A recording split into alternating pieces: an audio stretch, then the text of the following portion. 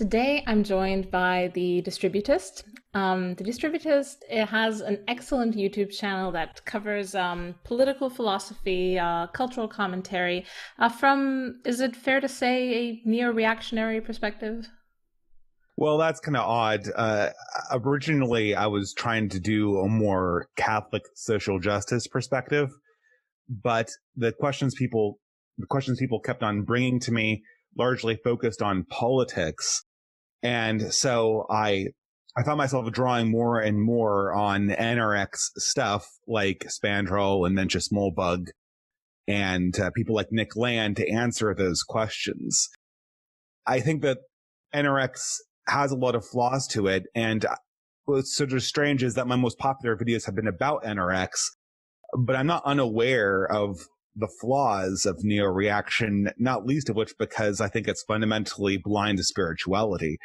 Most people these days kind of come after me because they think NRX is a quietist philosophy that just cedes power to the enemies of those it represents. But I'm not unaware of the flaws of NRX. I certainly wouldn't have called myself an NRX thinker, but I guess because I always discuss it, that's kind of what I'm known for these days. Yeah, it does seem like, once when someone speaks openly about either Moldbug or Nick Land or kind of addresses this space head on, it does seem that people tend to lump you in with NRX. I mean, I've been described as an NRX adjacent person, but it's just, I mean, I've been interested in these ideas and I've spoken about them a few times. I mostly speak about dating and stuff, but apparently I am NRX adjacent now because I'm a Moldbug curious. But that's what you get, by putting your finger in the cookie jar. Dating, have you gone on LP and Annika Skywalker's stream? They do this like dissident dating kind of channel that it seems like they have everyone on their show at some stage. Yeah, I have. I've gone on there. Oh, you have? Yeah. It's it was really fun. And yeah, what did we talk about? Dating. Oh yeah, I've never made a single. People ask me in life all the time about dating tips, but I typically don't have very much to say. Well, it's, once you give someone a bit of information about something that is useful to their lives, they come back for more. I think there's some, idea that a fountain of wisdom, it never runs dry. And, whoever figured out political philosophy must know something about everything else as well. So, but you do know a lot about political philosophy, and you've also debated a lot of what should I call them? Internet luminaries, the ContraPoints. Oh my God, Bosch, Sargon. Well, Sargon and I are pretty good friends. I consider us to be friends. Vosh, I think I stormed off. I didn't storm off, but I basically quit that debate because I saw it as an ambush and as completely bad faith, and I have never had a reason to reconsider that conclusion. And that's kind of the long and the short of it. ContraPoints, I'm kind of amazed I even got a quote unquote debate with them. It was more of a discussion. I think the reason why I got that discussion was that ContraPoints, their background was New Atheism. And New Atheists were just convinced that Christians and Catholics were utter idiots. So while ContraPoints would have been very guarded against someone like Sargon of Akkad, I'm sure they thought that, we'll get the stupid Christian on and I'll just be able to repeat Dan Savage talking points about the sexual revolution and I'll just fold. And I could tell by the end of the conversation it hadn't gone the way that ContraPoints had thought it would go. So, yeah, I mean, this is sort of an interesting thing. Initially, when I started this channel, the point of YouTube was conversation. The point of YouTube was to have a dialectic with the left, have a dialectic with I forget what they called themselves back in 2016, not the liberalists yet, the anti-SJW crowd, perhaps, cultural libertarians. The point was to have a conversation. But these days, I don't think that's the case. I think that there's sort of a demand for two things. There's sort of this demand for streaming, the sort of parasocial performance art. And then there's a need for answers. And the need for answers is particular on the right because the left and the progressive left seem like they have pre-made answers for everything. And I'm much more interested in the latter of those two demands than I am the former, although I indulge the former occasionally. Yeah, yeah, that's definitely what your channel's structured as. Definitely a kind of question and answer format. But I think your sound is still a bit off because Oh it no. goes really silent and then it pops into like very loud. I'm not sure how that gets onto the recording, but I can imagine it's probably the same. All right, we'll try this mode on the microphone if this is a little bit better. Yeah, I think let's just try it because I don't know, it just goes in and out, so that's why we'll Here, see. I'll try to orient this very steadily here. Okay. Solid. Oh yeah. Worst case, we'll Try fix it this. in post. I mean, I can hear you. It's just the loudness goes up and down. I guess that's Okay. an Audacity thing that may be fixable. Cool. Yeah. So where were we? Yeah. The debates. I'm curious. What do you think the current atmosphere is like in the dissident circles on YouTube? I know you haven't been as active as you used to be. You Hmm. used to be ultra prolific. Now you're just like plain prolific because you still post most more than most people. But kind of what's your feeling about what is the current face of the dissident right online? Because there's been a lot of changes. Yeah, I think that we're bottoming out on a lot of debates, and this is sort of I've kind of switched from being, and I haven't made a switch completely yet, but this is going to happen. Is I'm going to be less of a YouTuber, I think, and more of someone who writes Substack posts and then reads them on YouTube. And probably no one will notice the difference too much because I write the way that I speak, at least on this topic. But the reason why is that I want to have the post in writing because I feel like the real thing that needs to happen right now is people just need to kind of bottom out on a lot of these conversations. People need to just have the controversy laid bare. Okay, these are the two sides, and we don't need to spend additional time and effort endlessly rehashing this again and again and again. And there are so many illusions I think that the right was under since 2016. They were factually right about an enormous number of things: the futility of Republican politics and conservative politics generally, the basic mendacity of mainstream institutions, and the untrustworthiness of trying to interact with them in some kind of dialectic. But there's this bizarre impression post 2016, and this is obviously due to Trump, that you can kind of win by developing social media clout. It sounds ridiculous when I talk about this in hindsight, but people believe that. And now we're kind of coming to the end of that. And people are wondering, okay, so what's the next step? What's the way forward? How can you even interact in a meaningful way with a mainstream that's so unafraid of using power against you? It doesn't seem like the mainstream is sustainable at all. That's sort of the silver lining, is that this thing, Joe Biden, he feels, and not just Joe Biden, but the entire mainstream that he represents, it feels like a declining and diseased power structure. It's sort of almost, I wouldn't say it's tyrannical, but it's sort of desperate in its declining period. I wouldn't necessarily call it Brezhnevian, but you get that sort of sense from it. And so it's apparent, it does seem apparent to me, or a lot of people, that, this is not something we might have to deal with forever, but there's no understanding of what will come next. And there's not a good understanding of what people who consider themselves dissidents should do next. Certainly not any kind of popular activism. That path seems completely closed.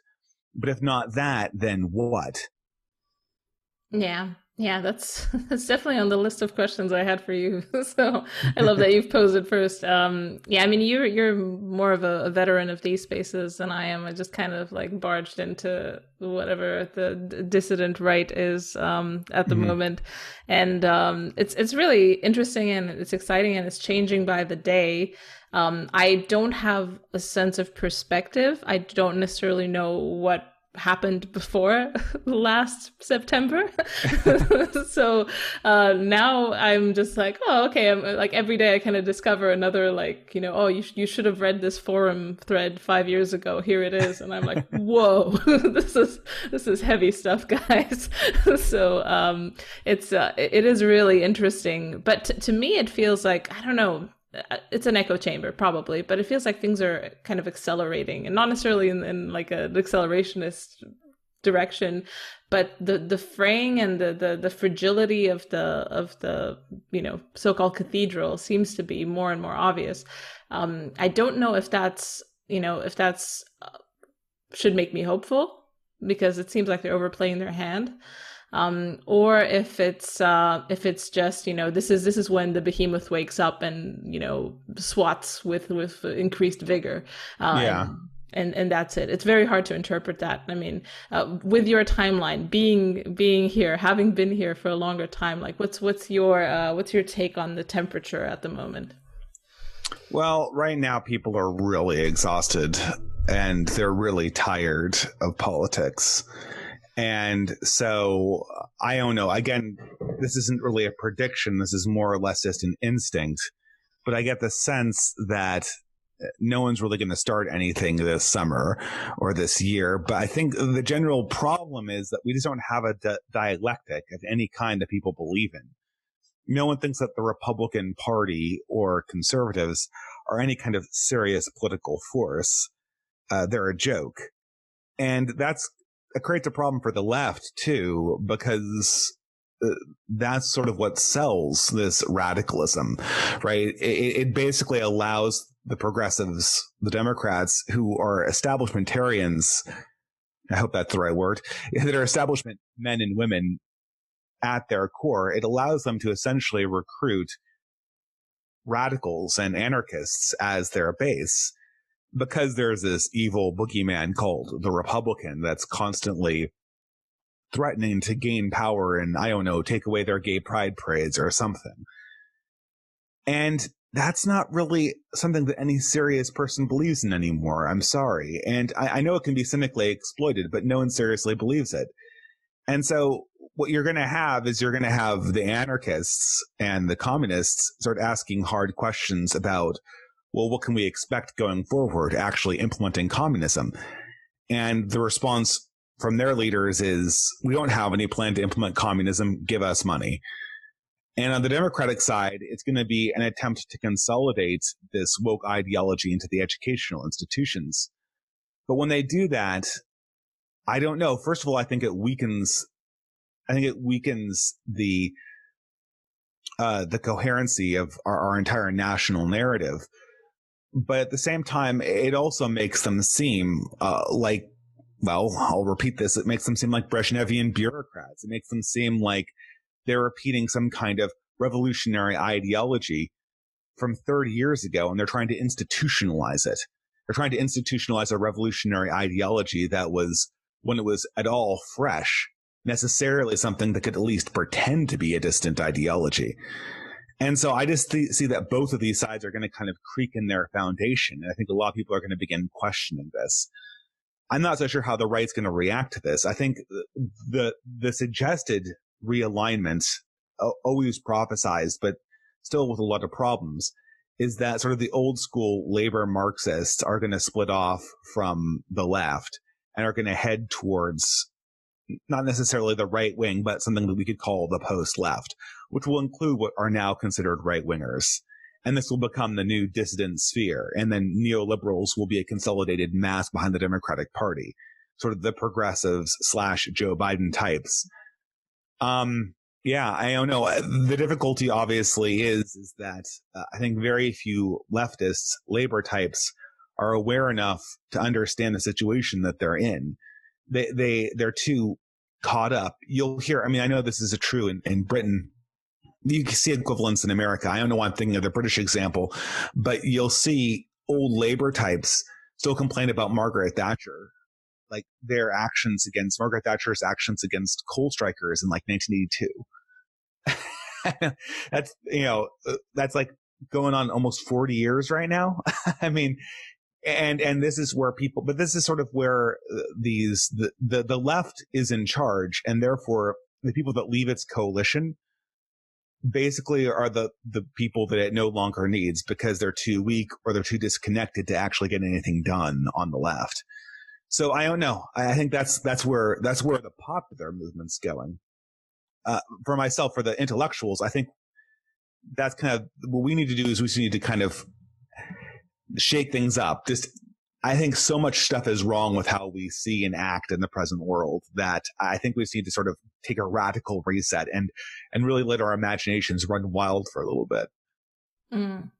Yeah, I think that's kind of, I mean, maybe I'm patting myself on the back too much to be part of this group, but there's just quite of a post-liberal, post-left moment kind of amalgamating in some groups now.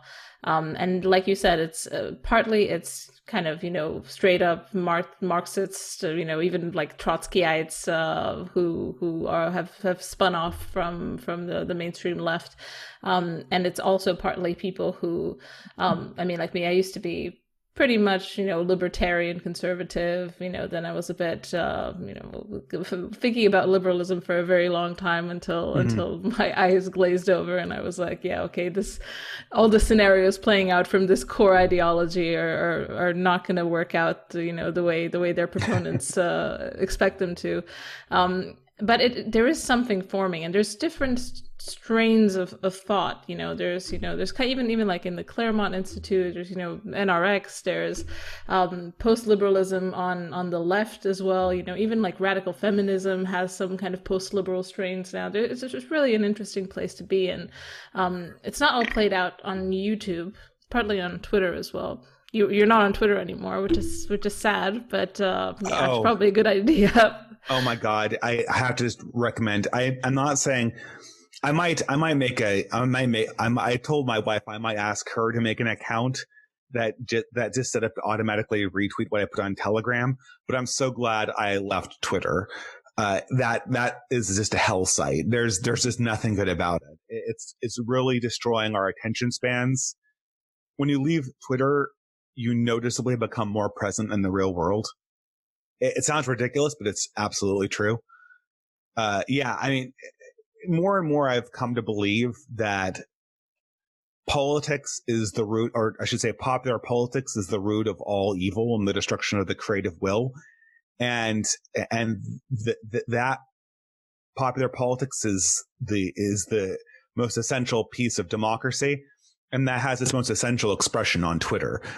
So I just think that Twitter is this chaotic pit. It's exactly what the Greeks talked about when they talked about, I don't exactly remember the words or they would use to describe it, but they talk about democracy sort of degenerating all aristocratic elements of a society slowly but surely. And I think Twitter is basically that process accelerated and observable. I wouldn't imagine that future scholars, behavioral scientists, might be able to do some interesting analysis on just how people behaved on Twitter across 10 years. Yeah, it is a really fascinating space. I mean, I'm kind of late to the party, so I'm still like, to me, it's still kind of fresh and new, but you're absolutely right. It's, I keep bringing up this example, like I used to be a smoker, but Twitter doesn't compare to, addiction to cigarettes or anything like that. It's, I don't wake up at 4 a.m. with a good tweet or wanting to smoke, but I do sometimes. I have like a tweet in my head and I'm like, oh, I'm not going to be able to sleep if I don't tweet this. So yeah, it is I don't know, it's a beast, but to be honest, like, I mean, in my case, Twitter's where this podcast started. Twitter's where I meet most people that come on. It's still very much a valuable place in terms of disseminating stuff and promo and all that type of stuff. But yeah, it's a soul thief. Yeah, it diminishes your personhood in very profound ways, like you described. So I'm curious, in at one point in your background, I don't know how long time ago, you had a break with the water we swim in with liberalism. Curious what that was. People call it the red pill moment. Mm. Whatever. You saw the light or you saw the darkness, depending on what your what your perspective is. So what happened? Well, this is kind of odd because I don't think it's the same path that most people took. Um, People make fun of me for this, but if you go back and watch the first or the second video, pardon me, if you go back and watch the first or second video on my channel, you'll hear the lines, "Well, I'm committed to liberalism," because I'm talking to I think a then alt-righter in an interview. And this was true and false. At that time, I haven't really changed my opinion since that time, to be quite honest. I've changed my emphasis, but not any of my core opinions. At that time, I was very much focused on sort of the Catholic moment that I thought was emerging. And I had sort of broken. I had a new atheist phase like everyone else. And due to a variety of observations about the nature of reality, about the nature of philosophy, about even the nature of politics to a certain extent, I slowly abandoned the new atheism, rationalist perspective and moved towards more of a classic Aristotelian and then eventually a Catholic conversion, which is more or less where I am now in terms of core beliefs. The only thing that's changed, and this is a change in emphasis, is I think in 2016 when I started this channel, I understood that liberalism and secularism were flawed. But I had this weird, and this is very prominent in Catholic circles in America, this weird kind of fusionist perspective, like, oh yeah, we can have a little bit of liberalism and then like our core Catholic beliefs. And this is politically going to work because everyone will see how crazy this stuff is eventually. And they'll eventually reach for something that's more healthy, which is us. And then, we'll restore sanity. After what I've seen in 2018, especially with some of the problems in the Catholic Church's political structure itself, I became much more cynical about this working out so neatly. I still 100% believe that the Christian church, the Catholic Church, in its ultimate sense, is going to prevail and provide something more healthy. But it's not going to be through this sort of first things, National Review style. Oh, we're part of this conversation.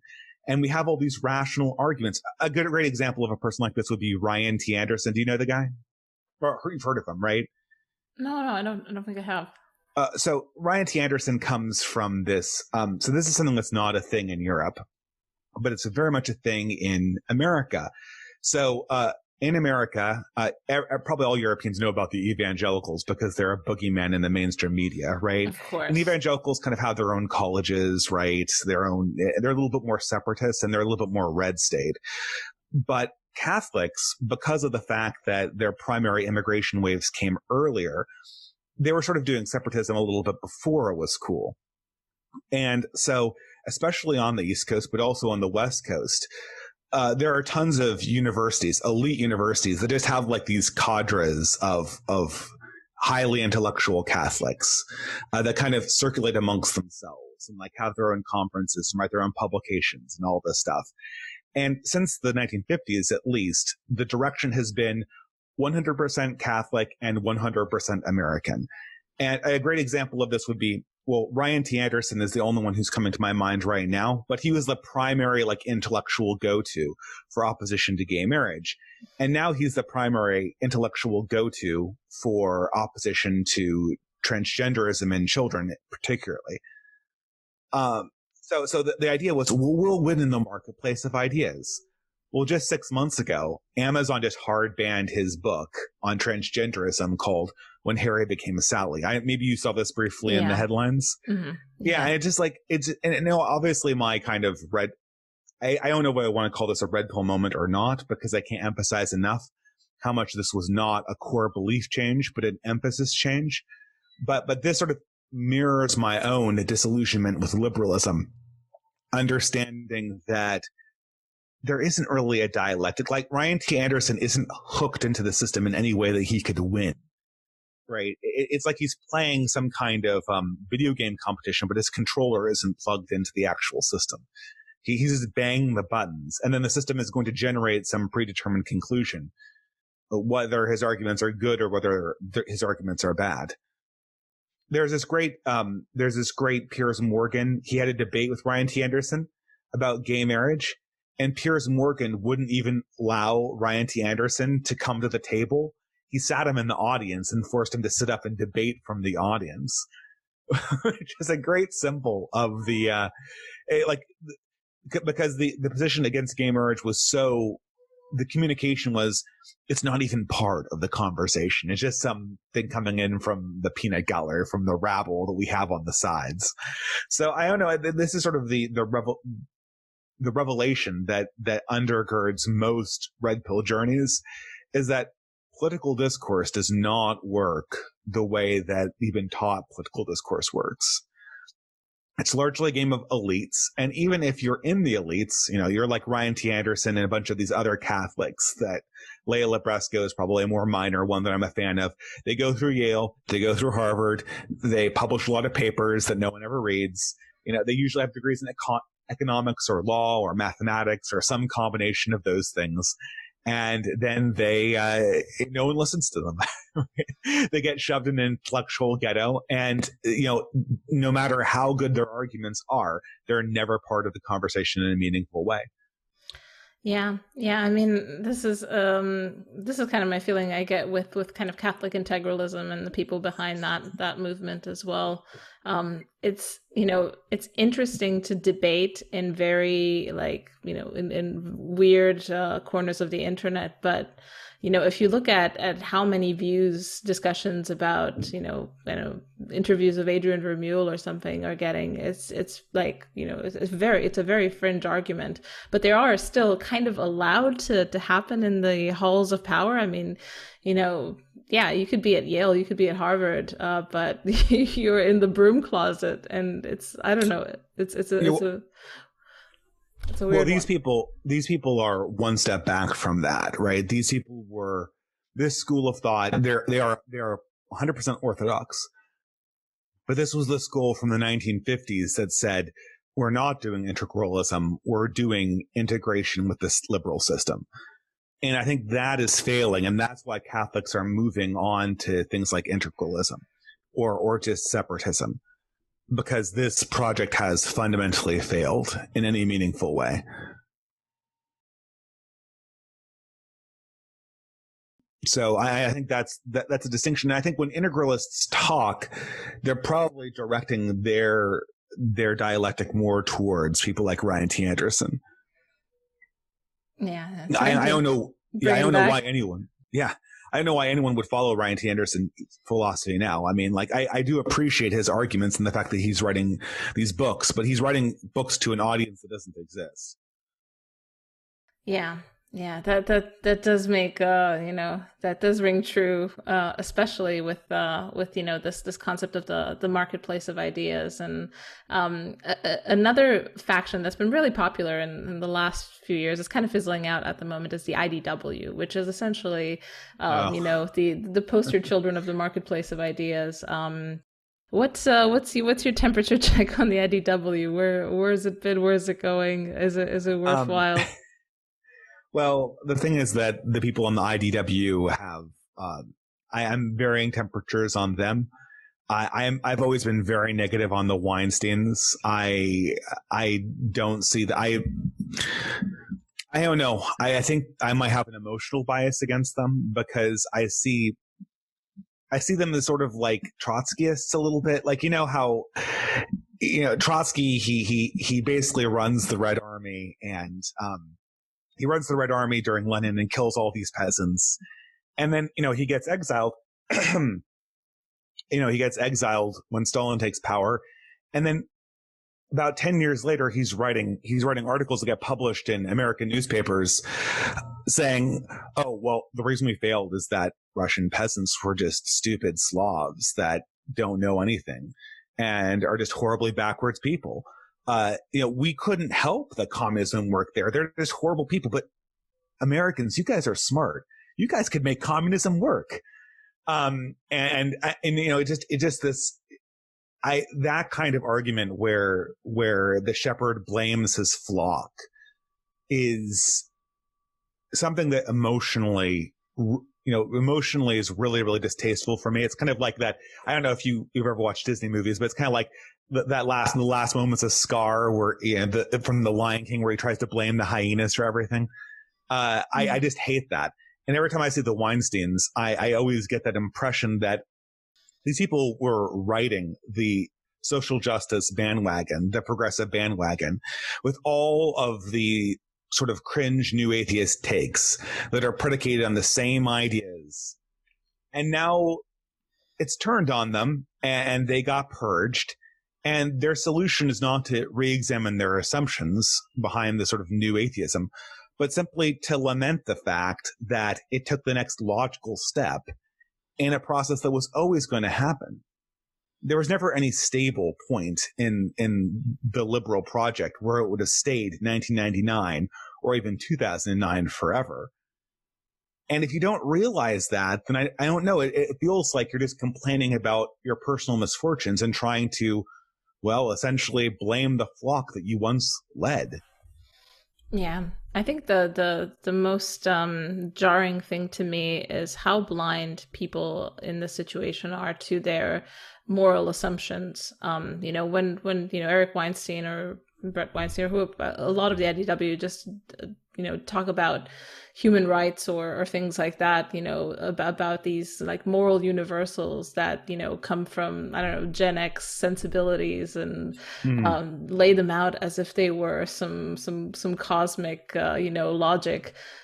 It's quite shocking that they don't see that this isn't cosmic logic. This is just, I don't know, 1990s neoliberalism that you've imbibed in, and now you're presenting it as this is the gospel truth, and it isn't. And the fact that other people might not see it that way is might be shocking to them, but it's just not.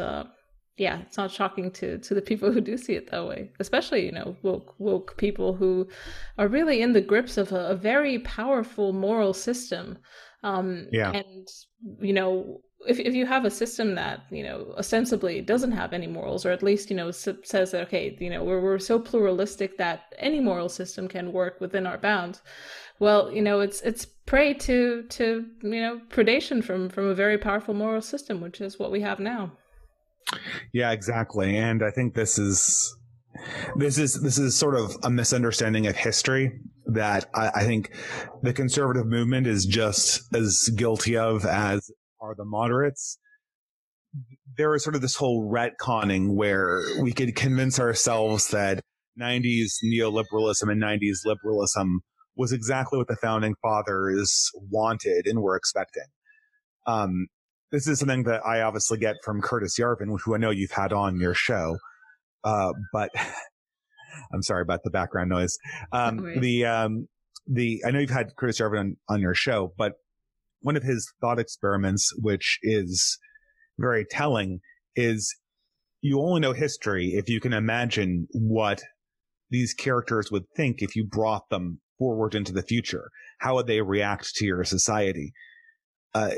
And I don't know if he said this on your show, Yarvin, but he made this observation, which I think is really telling. He says, if you brought our founding fathers into the 21st century, or even into the 1990s, they would take one look at the American people and say, these people are completely morally degenerate. They probably wouldn't have used the word degenerate, but they would have used some variation on it. These people are completely morally debased, I think would be a more 18th century way of putting it. They're totally incapable of Republican virtues. They need a king. And if that's their reaction, then why are we quoting these people in defense of republicanism if they themselves knew that these ideas of liberalism and republicanism were totally contingent on some kind of moral foundation, be it deist or Christian? Even John Locke thought that atheism should be completely illegal. Yeah, I think they're brought out as figureheads. They're the first domino in the so-called founders version of liberalism, and they're used instrumentally to prop up whatever is going on right now, and it's becoming quite transparent to people who know what's going on. But yeah, most people do. I think most people do think that that's the founders' vision. OnlyFans, definitely definitely part of the founder's vision. And anything that goes down the more freedom, the John Stuart Mill track, pretty much the founder's vision. Mm-hmm. Well, I mean,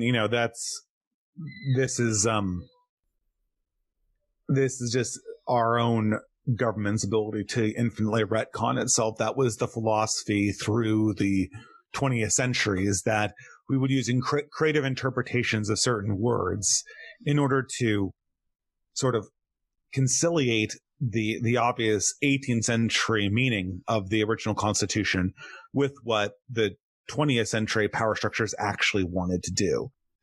I think that this process is coming to a close. So are you aware of the musical Hamilton? Yes. So yeah, this is a musical. It's really not my scene. I do like musicals occasionally, but I find musical nerds and the drama kids to be, or the people that used to be drama kids in high school to be totally insufferable. So I tend to steer away from these fads, but Hamilton is a fad that has been hard to ignore because it's this phenomenon where, and I'll explain to your listeners if they don't know what this is, if they're listening from Europe. Basically, it's a musical about the founding fathers. There already has been one called 1776, but this is a new one where it's all rap, and every single character, King George notwithstanding, is not white, which is funny because they all were white in reality, and it focuses on Hamilton.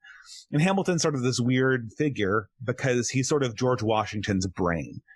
George Washington was the great military leader and Hamilton was the great economic visionary. And if you put them both together, you kind of get American Caesar. You get sort of the American Napoleon, a person who had a vision for what America was going to be.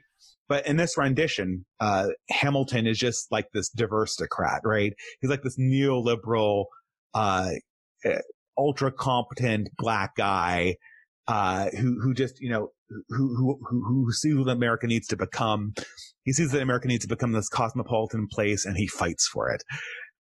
So, and of course, but this sort of strikes this sweet spot where conservatives can kind of be like, oh, wow, like people are interested in liberalism again. And obviously progressives can be like, oh, wow, it's so diverse. They don't even let white people audition for these roles.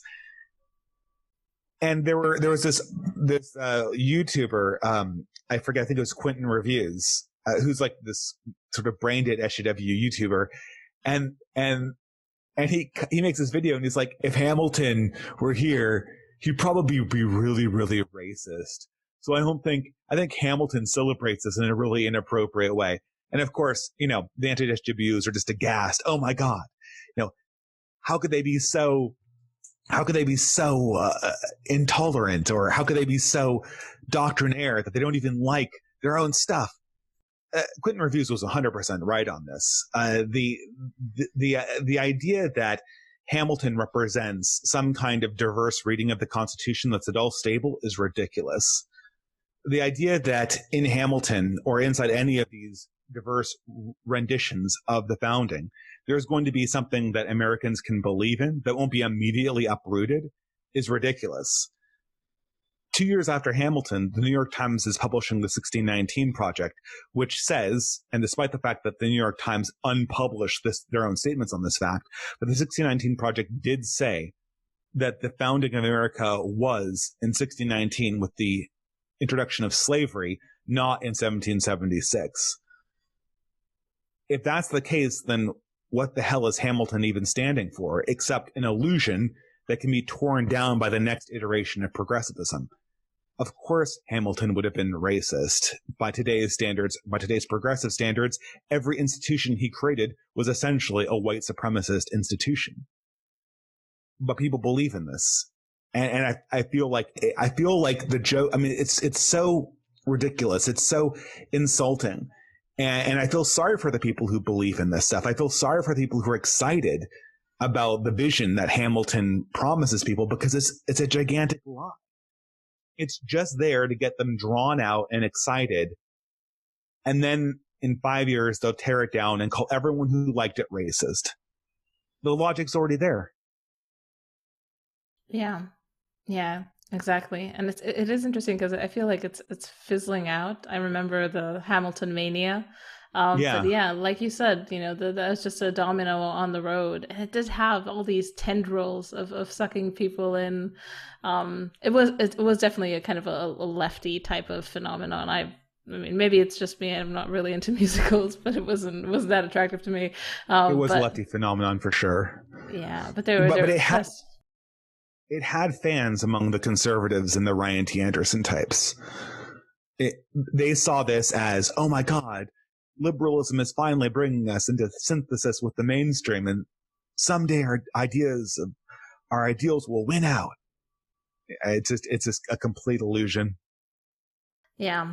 For people who are kind of, like us on the dissident right, what do you feel is, a good strategy to simply exist at the moment, to, what, because I mean, things are, the system is destabilizing. It's very hard to predict Mm. exactly which way it's going to turn.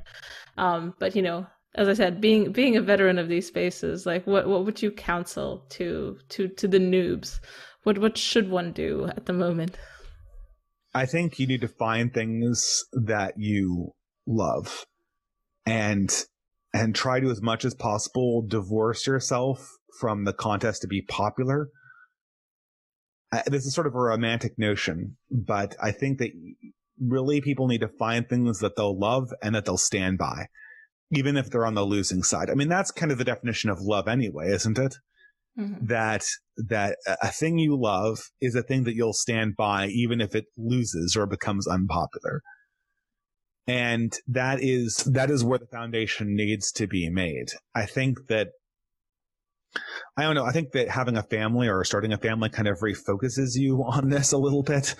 I think, I don't know where you are in your journey, but I think you might be able to vouch for this now or soon, or it really does sort of focus you. It sort of grounds you in the way that Twitter kind of ungrounds you and unmoors you.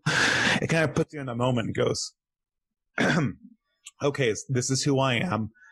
No matter what happens in the popular sphere in the world, I can't move away from this. This is sort of my rock hard root. And I'll never be able to break with this, even if this thing fails. Emotionally, the scar will always be there. And so it's those kind of things. What I'm trying to say, and sort of sloppily, is what the right needs to do is it needs to figure out what the ground is and then start building there. And the ground is going to be the things that you love in a real sense, not the things that you think are powerful or that, communicate some kind of mythological notion of America. The things that actually are asking for your fundamental loyalty and have a draw on your fundamental loyalty. And of course, a lot of people have done this already. And then there's the next questions about what we do. But for like a complete noob, for someone who's just waking up from our Bugman existence and he's stopped watching the Daily Show, he doesn't believe the mainstream news anymore. The first, actually, that's a good example, right? The first thing you need to do is to make sure that you're on the road to not being a Bugman in your 40s. And maybe people who are not familiar with the Bugman trope, a Bugman is somebody who is totally disconnected from anything his ancestors experienced in the past and any desire to influence what his ancestors will experience in the future, beyond some vague technocratic notions like the amount of pleasure will increase or something ridiculous like that. He's just this atomized individual. The Bugman only has identities that pertain to consumer products.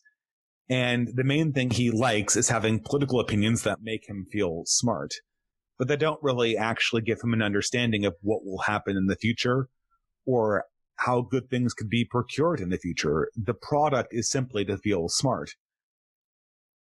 If you're a complete noob to these spheres, the goal is to escape from planet Bugman and to try to form yourself into someone who's standing on firm ground. that could be a losing position. At this stage, most of these firm ground positions are not politically winning. But at least you're not some kind of ephemeral construction of the system. At least you're not an identity that's 100% owned by the Democratic Party and global woke capital. Yeah.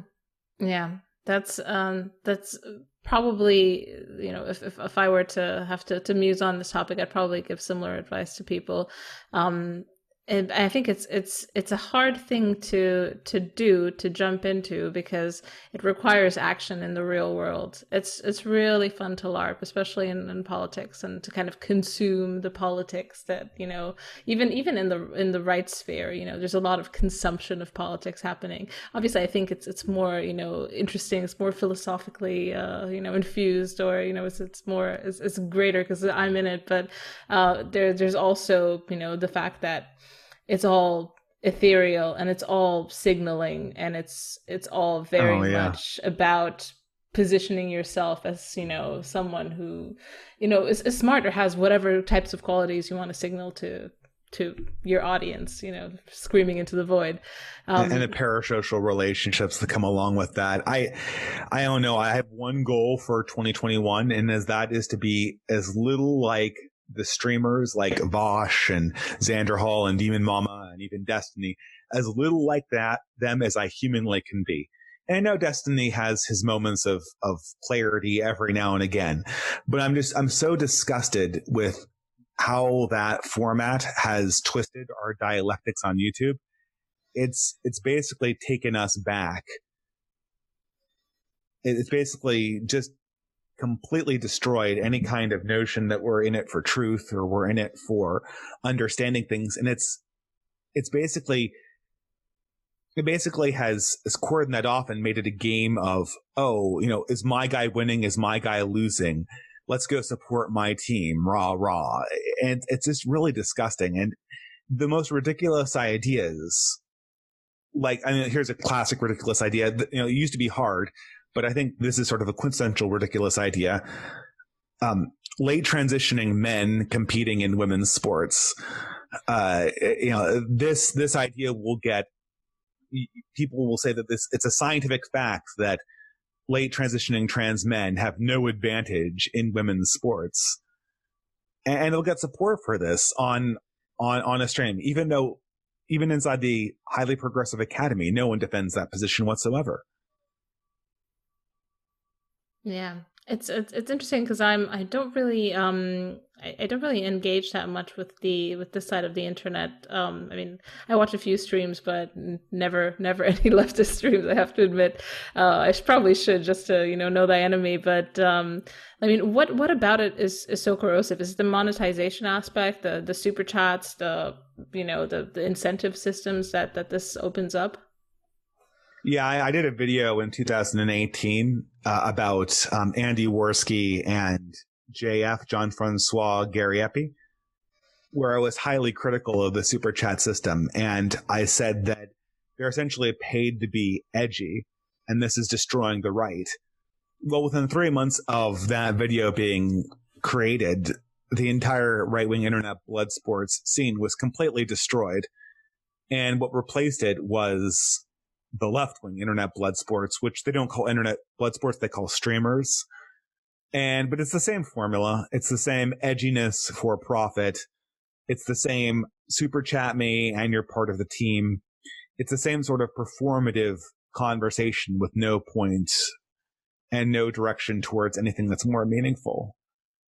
I don't know. I guess I always assumed people would get tired of this. I guess they don't.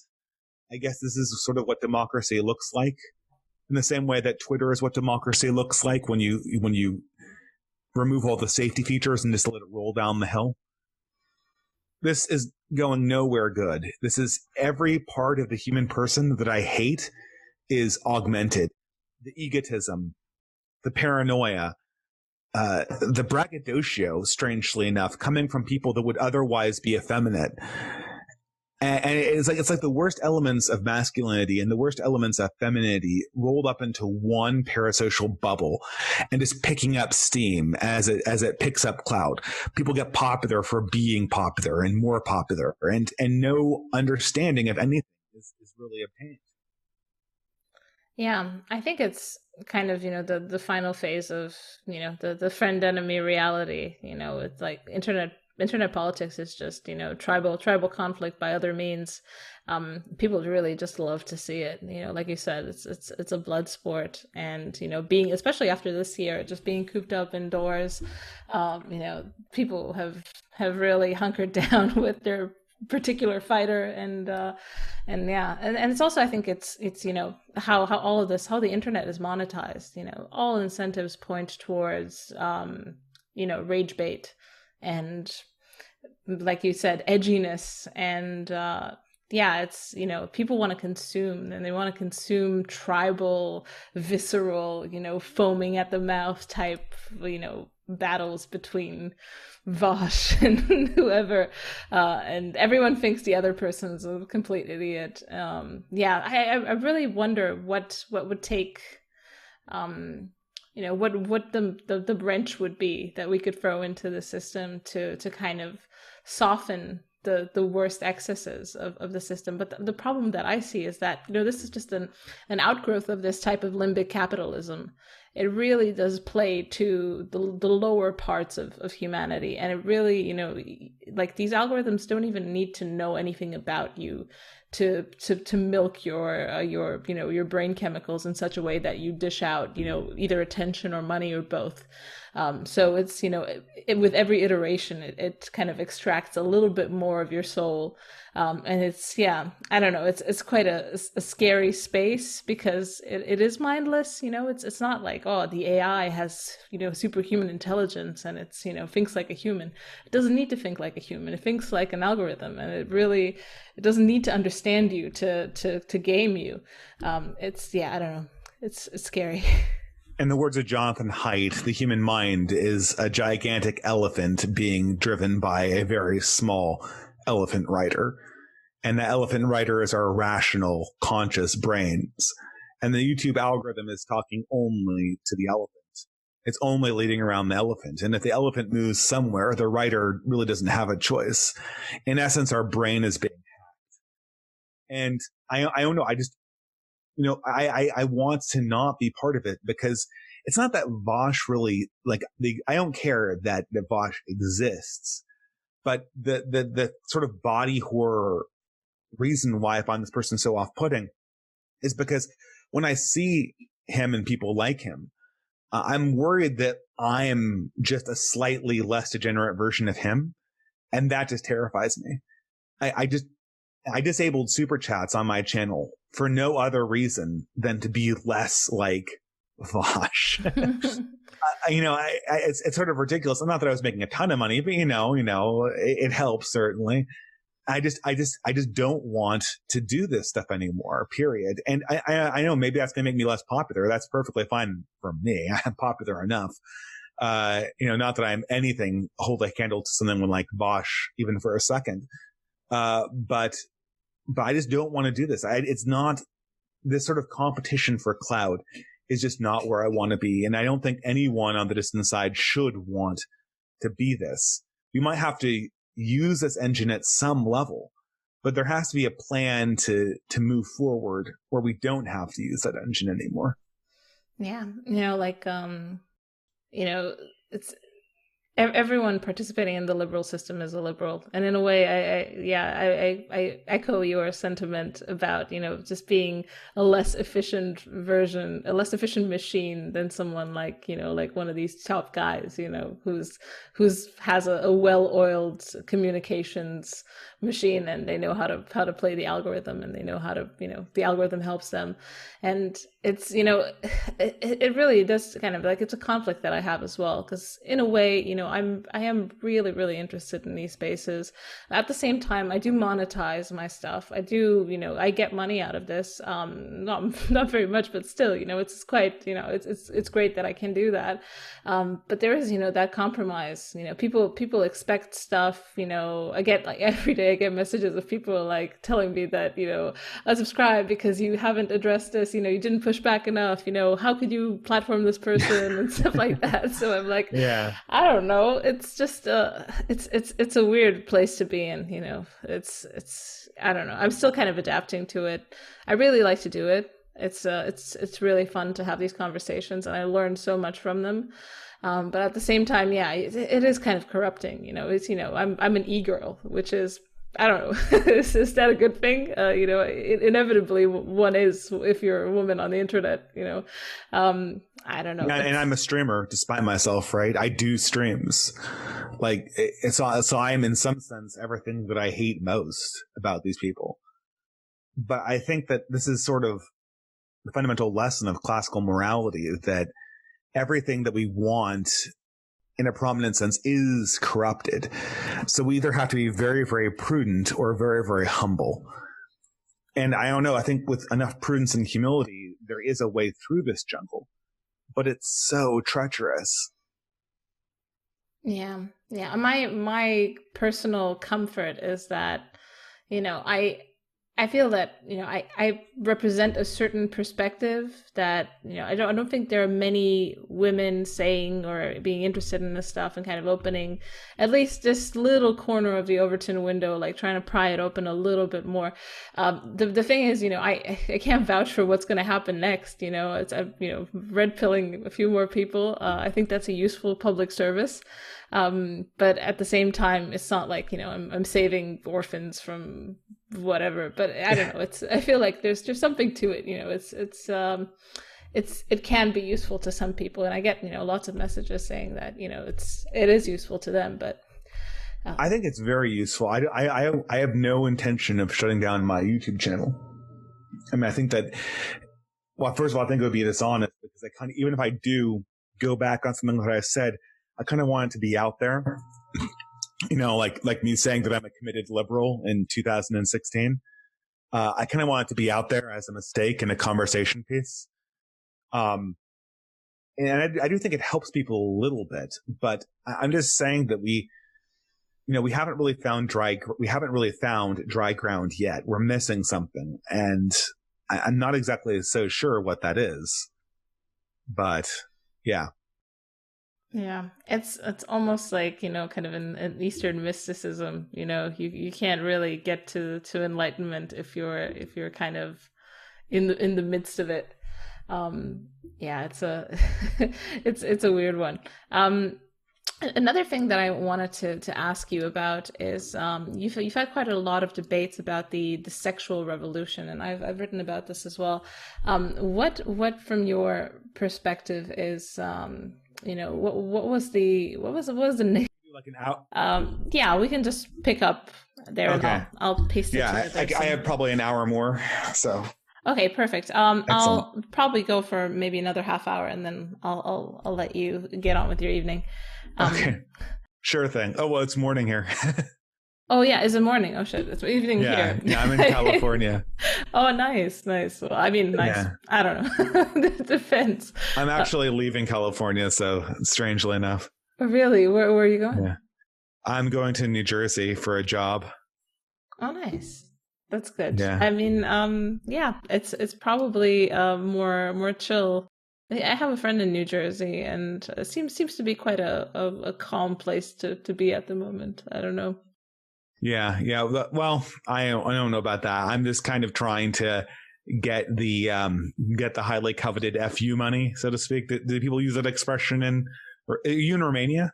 Yeah, I'm in Romania, but they don't use FU money here, but I know what you mean.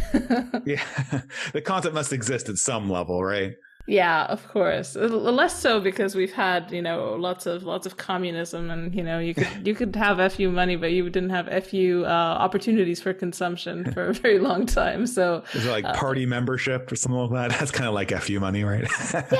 yeah, as long as you're in the good graces of the party, it's not you could say FU to most people except for the people who are above you in the party.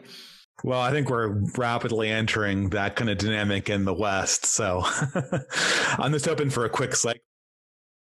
Yeah, I mean, it's well, what are you thinking about this whole idea of exit, of people trying to distance themselves as much as possible, go into kind of a more decentralized direction, both in terms of where they live and how they make money, and maybe using the internet for good rather than for of shredding your brain cells. Well, that's the thing is I am a parallelist. I think that pacifist parallelist. I'm basically in the non-accelerationist and also non-populist side of the dissident right. So parallelism is what we have left. But I think the difficulty is that I really get irritated by these people who just say, just go live in the woods, live off the land. You need to do it, Dave. And I'm looking at my family finances, with a young family, and I'm thinking, well, what the hell are you talking about? I mean, do you know how difficult this would be? I mean, you still have to pay taxes, and the government's not going to forget that, right? And you can get cheap real estate in the middle of nowhere, but you're not going to have an income, and your job is going to be to maintain the property, and your family still needs to eat and be educated. I don't know what people are thinking. I think that this is more or less just a LARP for a lot of people. They want you to go sort of the Varg Vikernes routes because it's entertaining for them to see you do that, right? But they have no intention of doing it themselves. Yeah. And I think that the only way to go forward is sort of the way you lose weight by replacing the really bad stuff to basically make a change of lifestyles that's sustainable. A lot of people who try to lose weight, they just do like these massive fasts for 48 or maybe even 2 weeks or something like that. And they lose a lot of weight and then they stop it and then they gain all the weight back again. The way that people keep weight off is by developing habits that are sustainable.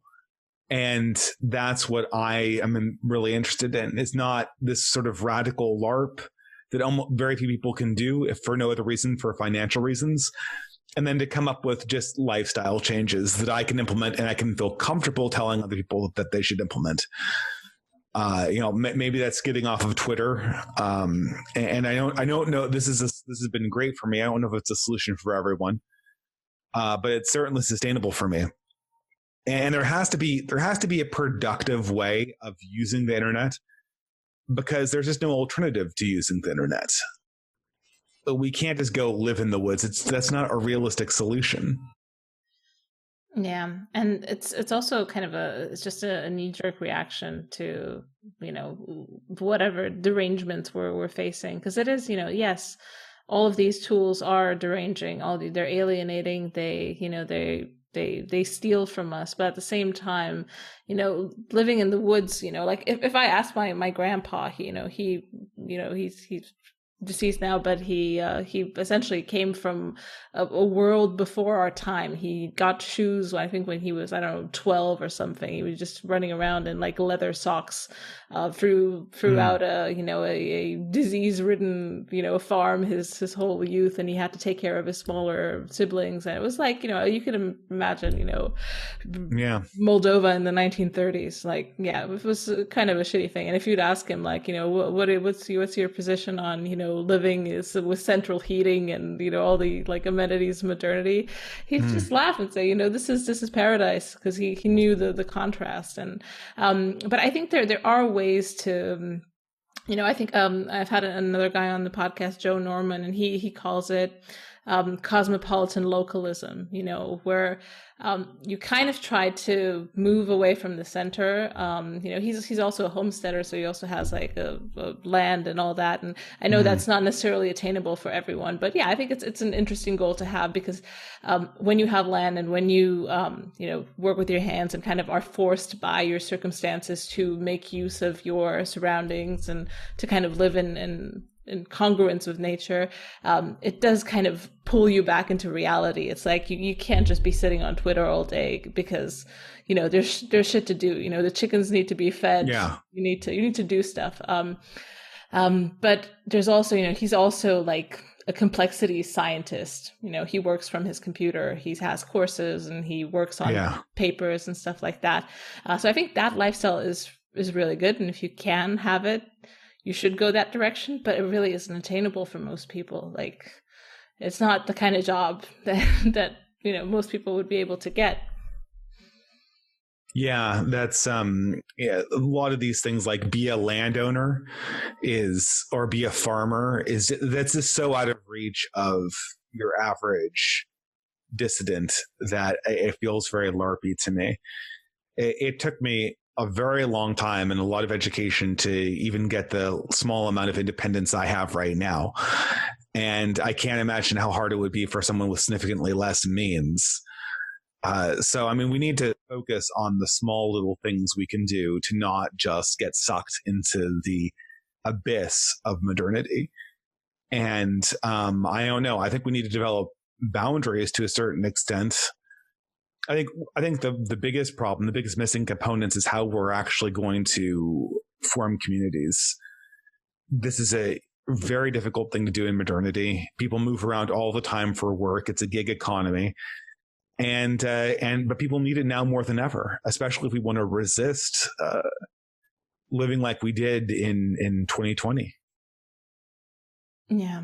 And it's like you said, there's a stratification that a lot of people that are in our circles, kind of like, intellectuals on the internet discussing ideas and stuff like that. This is kind of a bit of a LARP in itself, and it's also quite separate from the mainstream of people. Like even in 2020, like for people like me, I had Bugman life, living in the pod, kind of, but it was because I could afford it. Like I could really actually pay people who were out there in the wilderness to bring me stuff because it's okay, I can do that because I make enough money. But it's the divide between I think online LARPing and the real world is still quite real for a lot of people, and it's hard to now we're talking about what people like us, very particular type of people, can do, but most people really can't do this stuff, and they've been hardest hit by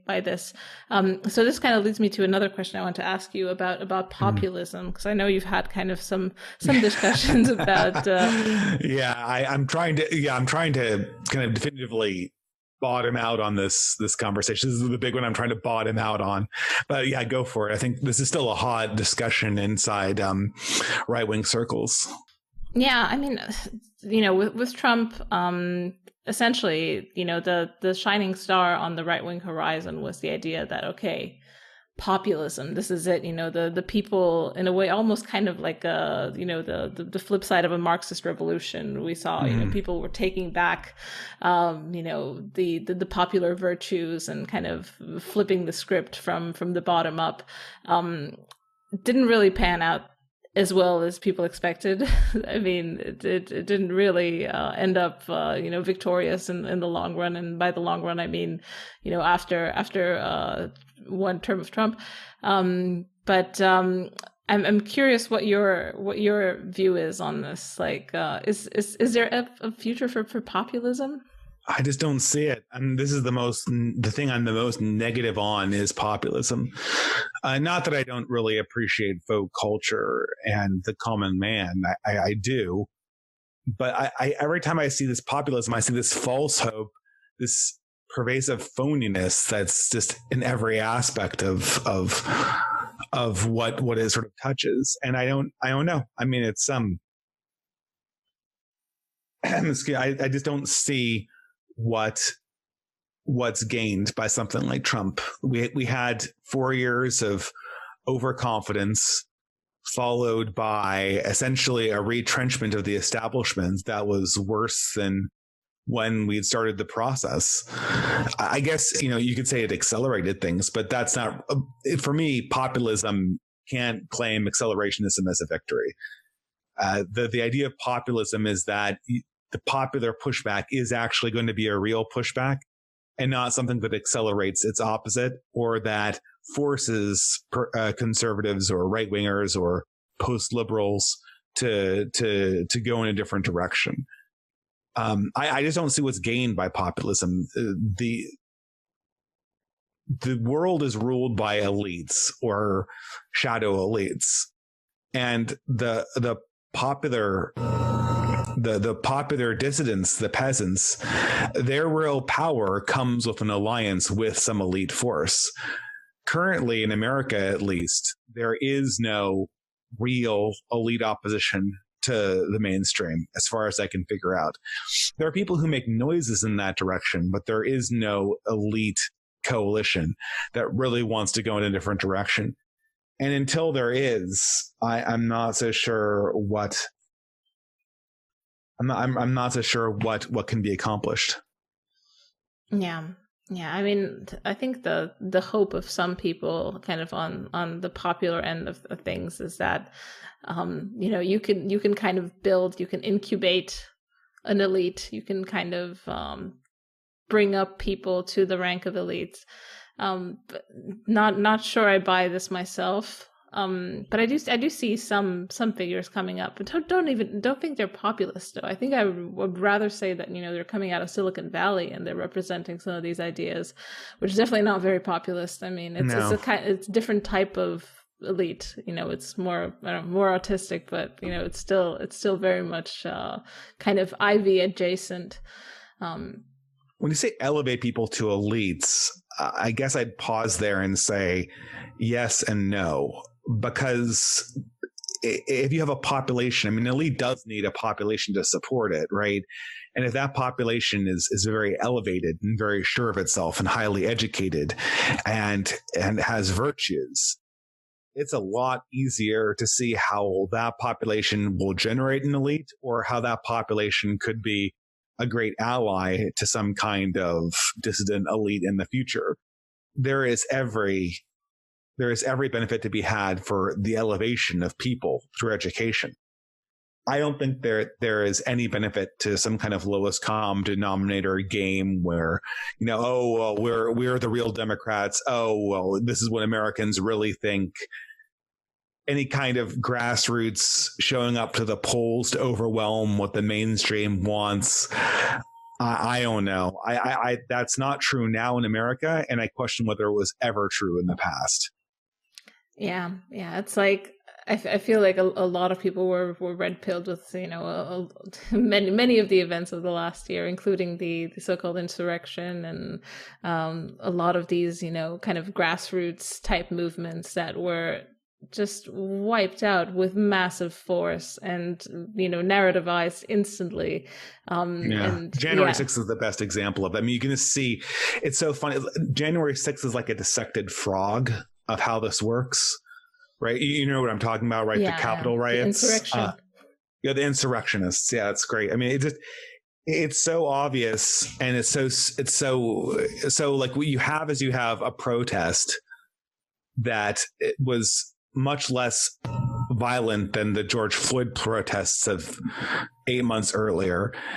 They storm a public building, sometimes through breaking windows, sometimes apparently because it appears that police officers told them that, this was something that, that would be tolerated. Violence happens almost entirely from the government side. I haven't heard of any fatalities going in the opposite direction. And then what happens is they get called insurrectionists. The New York Times cooks up a phony baloney story from an anonymous source about protesters beating a cop to death with a fire extinguisher. That phony baloney story gets repeated by every other mainstream outlet till it becomes establishment truth, and you get banned for denying it. And then 3 months later, the truth comes out. You see what actually happened. And nevertheless, this gets narrativized into the worst thing that's ever happened, to the extent that sitting Congress people like AOC still claim to be traumatized by an experience of something that really never happened.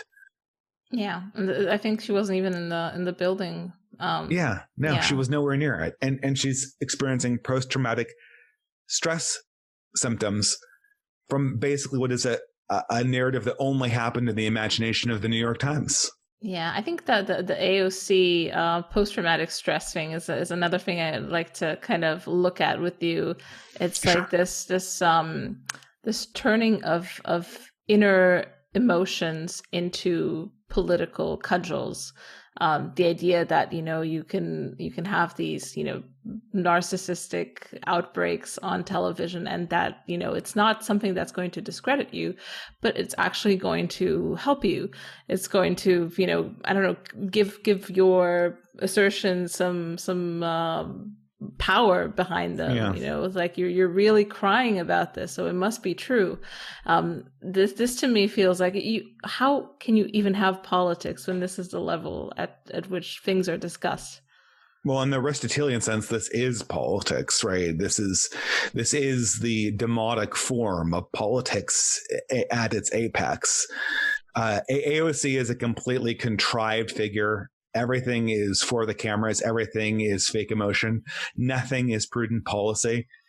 Another you could have equally mentioned is her foray into Twitch streaming, like getting in with the young people and playing playing Among Us with leftist Twitch streamers for an hour, and this is just played up as being, oh my God, she's so down to earth.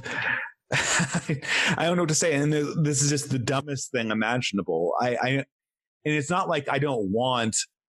It's not like I'm jealous. It's not like I want a right-wing AOC. I'm just horrified with this concept writ large. I mean, this person is in power, and it seems like what they're most interested in doing is sort of crafting a populist profile where they appeal to the lowest common denominator after they've gotten elected. There's no thought towards governing whatsoever. Anything that comes after this has to be against this, either in a right-wing or a left-wing form. And that's why I can never really get behind Trump, because he was sort of a cartoon character. And that's fine. I think many people voted for Trump more or less ironically. And as an ironic choice, that then Trump is he's kind of funny, and maybe there could be some change in that direction just through the sheer ridiculousness of his existence. But with AOC, you see like the completely unironic post-modern candidate. And to me, it's just horrifying. I have no desire to participate in this whatsoever, other than to mock it. But even then, what am I mocking? Because this thing rules me, right? If I mock it, I'm just kind of mocking myself. The joke's on me ultimately, because this is the aristocrat that rules my life. Yeah, and the painful thing is that people have come to expect this. This is like you said, if you bring one of the founding fathers back into 2021 and showed them the spectacle of politics now, they'd probably have something to say about it. But at the same time, our perspective on history is also very much filtered by whoever was there to chronicle it and offer their perspective. So I'm sure there was some emotional layers to politics back then as well. But like Sam Adams, right? Sam Adams was just a complete loud. He was just a complete. His father, he famously was a brewer, right? And this guy was just beating people up in the streets with his little flash mob called the Sons of Liberty. The demonic instinct has always existed, but it's just never been so enthroned as it has been now. Yeah, and I think at least under a different regime, you'd have the instinct that there's something wrong with this, rather than the idea that this is a legitimate expression of I don't know, of whatever it is, of emotion or of care, of empathy. Because that's kind of these are the words that you keep hearing. That the left is empathetic. Do people still say that anymore? I'm honestly, right? I wonder, right? Because tolerance and empathy were sort of the compliments they paid themselves in 2008 when I sort of began. I mean, 2008 probably was the height of my own progressivism. And that's when I began the journey back towards the uber reactionary I am right now. And the words that the left reserved for itself were tolerance and empathy. that doesn't fit anymore. That doesn't seem to be I don't recognize that in the left at all. Yeah, I think even now, whenever I hear that, it's, just leftists patting themselves on the back, or just saying that, the right, what they're missing is empathy. If the Republicans would just have more empathy, they'd see the light. I think it's, just a way of explaining their worldview to people, and kind of like you said, retconning it and saying, okay, whatever I am feeling at the moment, it must be empathy because I'm a good person. And whatever you want is probably the opposite of empathy because you're a bad person. It's just a friend enemy type situation. I mean, this is so crude. You have to imagine that can't be sustainable. I suppose that this is just sort of, we're going to have to put our faith in sort of political gravity at this stage, right? There was this line from Apollo 13, a movie from the 90s. Probably no one remembers it, but there's at this one point where they just turn the engines off and they're saying, okay, well, we just put Isaac Newton in the driver's seat. Let's hope the gravity well does what it does and slingshots us back to Earth. And, we're kind of in a scary situation. We have to imagine that since at all points in time, previously when people have given in to their ultimate demonic instincts, it's come back to bite them. We have to imagine that there's going to be some sort of political gravity that ends this from some direction at some stage. And a clearer dialectic can emerge on the other side of it. Yeah. But, there's all these different factors. There's all these different technologies like social media that are here that weren't there in the past. So exactly. I feel like there's no way that, political gravity can be suspended indefinitely, but we have no idea when this is going to actually come into effect due to how humans communicate has been totally redesigned. Yeah, exactly. Yeah, I think it's on the one hand, I feel like the internet is jet fuel for social change because it does kind of push things to happen fairly fast. You get to these cascade effects quite fast in one direction or the other. But at the same time, it's kind of eroded the human capital, that could actually be, like the men with empty chests. Who would stand up? What is there to protect?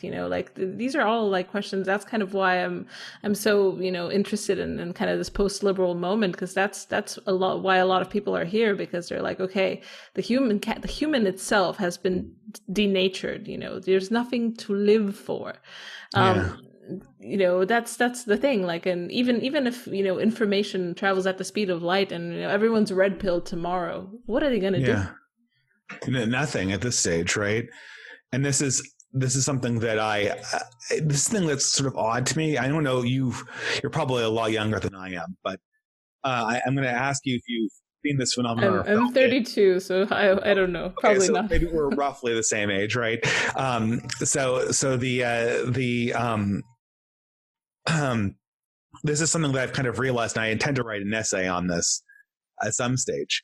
But do you notice that sort of like the idea of coolness has kind of evaporated? When I was in the 90s, I thought being popular and being cool were the same thing. And now, to me right now, it's really cool. It's really apparent that they're different things, and that people only care about being popular and they don't care at all about being cool. At least in the way that we usually thought cool worked. It's sort of strange, right? Yeah. I think I know what you're coming at. But yeah, I think there is definitely a drifting apart of the two concepts, and I don't know if what will be cool nowadays. It's hard to imagine. Yeah, I mean, to me, like, Vosh is popular, but Vosh is the exact opposite of someone who I would think is cool, right? Just in the same way that you could see a character like, I don't know, The Big Lebowski might be a bad example, but a lot of these images in the 90s of like the independent guy who's like doesn't have very much money, but at the same time he's got kind of like this attitude that makes him cool. But like, he's in control of things. He's in control of his little space, even though he's not popular, he's not rich, he's not whatever. I don't know. It's this weird dynamic where I feel that people aren't focused on finding the aristocratic personalities. They're focused on finding the popular personalities. And I think that maybe there'll be a return to finding the aristocratic personalities at some stage. I don't know. Yeah, I think it might also have something to do with just the fracturing of kind of hyper reality. Because in a Yeah. way, you chase clout in these subgroups, and you don't really have like the centralized concept of cool anymore. I mean, if you're a furry or whatever like internet subcategory, I'm sure there is a way to be cool, or maybe something like it within your own subgenre of whatever, and then maybe people just kind of like to chase that, but yeah, it's not really cool, because essentially cool was that, like you said, that aristocratic personality of kind of detachment from outcome in a way, just like what the Greeks called apathetica, right? I think that's a good equivalent for the modern age, but detachment from things that don't matter, right? This sort of the Tyler Durden school, right? To let which does not matter slide away because it doesn't really affect you. Yeah, it might also have something to do with the fact that people, by being super plugged in to hyper reality, you're almost never exempt from that anxiety that the internet gives you, which is completely the counter to any apathetica or any detachment from it. You're plugged in essentially. You can't be detached, you can't be plugged out. I hate to constantly bring up the streamers, but the sort of moniker that people like Bosch and the other streamers really hate. At one point, he said "submit to the mob" when he was talking about Kyle Rittenhouse. Like Kyle Rittenhouse should have submitted his own life to the mob once they attacked him, rather than firing back at them. But when you think about it, submit to the mob is what hyper reality constantly tells us. Every time we obsessively check the number of people who are following us or subscribe to us or are watching, every time we submit to search engine optimization, we are essentially saying that dumber people should have a purchase on what we say or believe. I can't express how little I think of that, right? I don't want to pander. And I think that that's going to have to be a premium at some stage, just saying what you think. The reason why I'm here is so I can say what I think, not so I can get clout by telling people what they already want to hear. Yeah. I think you're right about that. It's there is this, being in the eye of whoever wants to watch is kind of, I don't know, it is corrupting, and I think there is virtue in resisting it, but how much are you resisting it? I don't know. That's kind of all my question all the time, because I'm like, okay, I feel like I am genuinely myself, but I'm sure I am warped in many ways by being exposed to so many people. Like, I don't know, a stadium full of people listens to my whatever brain farts every day, which is just absolutely nuts. And I'm sure that changes me. And I know I've changed, because after a while, after a certain size of audience, people, you're less of a shitposter, you're more of a target. People want to tear you down, so you don't want to really go balls to the wall with some things, because it's going to be a shitstorm. But I don't know. It's a very weird space to be in, and yeah, it's hard to navigate. Yeah, I guess I just have to kind of rely on the instinct that this motion is coming to a head, or will come to the head in very short order for our civilization, just because I don't think it can continuously get more and more demonic, I'm saying demotic, not demonic. I believe that's the correct word. Basically, crudely populist is what I mean. Yeah. But, even if people mishear you, it's probably not too bad of a metaphor. Well, yeah, I mean, yeah, there's sort of, I think they're in a Carlylean sense, they are linked at the hip, right? Yeah, it's Yeah, I think it's an interesting time to be alive, and I think it's an interesting time to be on the internet. And I'll keep being here in one way or another, and I know you will too, even if you're Yeah. not necessarily, bathing in the mainstream of brain disaster that is Twitter. Um, Yeah. before I let you go, I want to ask you the question of the show, which is, Yes. do you have a subversive thinker, writer? Could be, dead or alive, that you think deserves a bit more interest, there's a bit more readership, a bit more clout. Oh, good Lord, that's tough. If I knew you were going to say that, I would have thought about it a little bit more. I'm going to be doing a video where I'm packing up to do a long move, so I promised my fans I do a video where I just talk about every single book on my bookshelf. Mm. Um, on my bookshelf right now, there's Boethius, and there is Boethius wrote Constellation of Philosophy. He's one of the few people that wrote in the Dark Age, which I think is like, that's a hard read. I don't think it's very relevant for our time. In some sense, it's hyper relevant because it's very much an image from a declining civilization and a constellation, a discussion of what it means to sort of go down with your principles intact. There's Julius Evola's Ride the Tiger. I'm not a big Evola fan at all, but I'm finding a lot more to like about in that book than his revolt against the modern world. I find him to be a little bit pagan for my taste, and but I think it's still worthwhile. I don't know, to be quite honest. I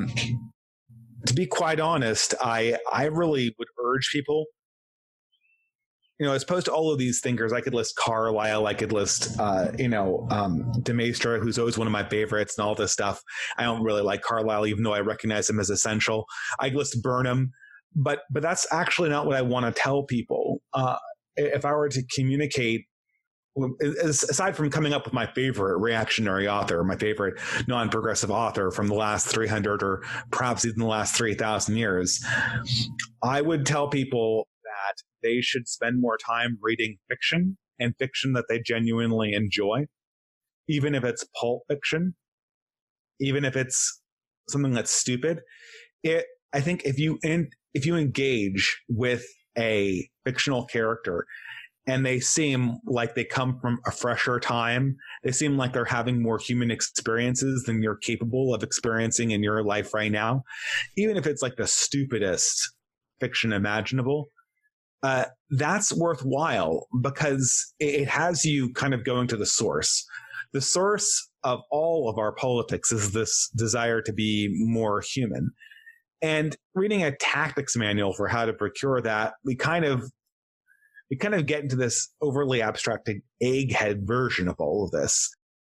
Reading a fictional work like Conan the Barbarian or Solomon Kane or something that's utterly stupid like that, at least for men, and I'm sure there's female equivalents, at least for men, it kind of like links you back with this primal desire to be in the moment, to be part of this conflict or part of this reality that seems imminent in a way that nothing in 2020 seemed imminent.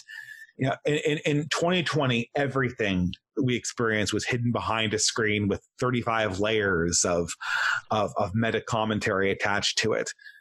If you go to a fictional work and you really allow yourself to enjoy it, or if you go outside and read it, that's actually the ultimate experience, is to just go outside and read the stupidest fiction book imaginable that you really enjoy. You're kind of experiencing a story, a human saga, in a way that's more real than anything was real in 2020. And if that's not the starting point for some kind of post-liberal or postmodern or post-left view of the world, then I don't have a better solution for you. I think it really has to start with a desire for something that's more wholesome and then move forward with theorizing. We can't be scientists lecturing birds on how to fly. We have to have a desire to fly and an experience of the real world first. Yeah, that's very, very beautifully put, and I completely agree with that. Like I was looking at my Kindle recently, and it's Mm. chock full of, just pure political theory, all of it. I have a few like baby books in there, Yeah. but it's just like, it's like I exhaust myself just thinking about it. But it is really interesting. But at the same time, like you say, it does kind of warp you. It kind of puts you in this detective mindset that if you could just Yeah. figure out what exactly it is that is, leading to this to this point, then you could just tell people, and somehow the Gordian knot would just explode, and everyone would be happy, and heaven would descend on earth. But Yeah. actually, Well, it reminds you, how did they solve the Gordian knot, right? yeah, They didn't solve it by figuring it out, right? They solved it because some barbaric Macedonian, is that where Ramonia is? Somewhere near there, right? Some barbaric Macedonian just came in with a battle axe and hacked the damn thing in two, right? Yeah, exactly. And that's why, you need to log off, touch grass, go outside. Exactly. Yeah. But I want to say, like, fiction reading and enjoyment is part of that, right? It's very much a part of that. Stories come before our political theory, and an intuitive consciousness of our own humanity predates a theoretical understanding of it, and the valuing of our own humanity really has to prefigure any kind of values that we take to a political sphere. Yeah, and it's in a way. I mean, I'm gonna throw back to a person that's not necessarily very popular nowadays in the right wing, Jordan Peterson, but he did have something to say about the things that are truer than true, and narrative in that way is is kind of a meta truth, and I think that he was really on the money with that, because like you say, fictions might be a bit truer than your Burnham sometimes. Even though it's really fascinating, and I think people should read it, but still, I think especially the fiction that still appeals after you've been red pilled. Yeah, exactly. Oh God, yeah. I mean, go back and read the fiction and find what really seems true to you and still like pleasant to read. And I think you'll look at it with different eyes. Yeah, I think people should read the classics probably. Just go maybe a bit deeper into history, because if you read stuff from 2020, you might be it might be a bit jarring. Yeah, well, of course. Absolutely. Well, thank you so much, Dave. This was a pleasure speaking to you after watching hours upon hours of your excellent videos in the last few years. So thank you so much for doing what you do, and thank you for coming on. Yeah, thank you for the kind words, and thanks for having me.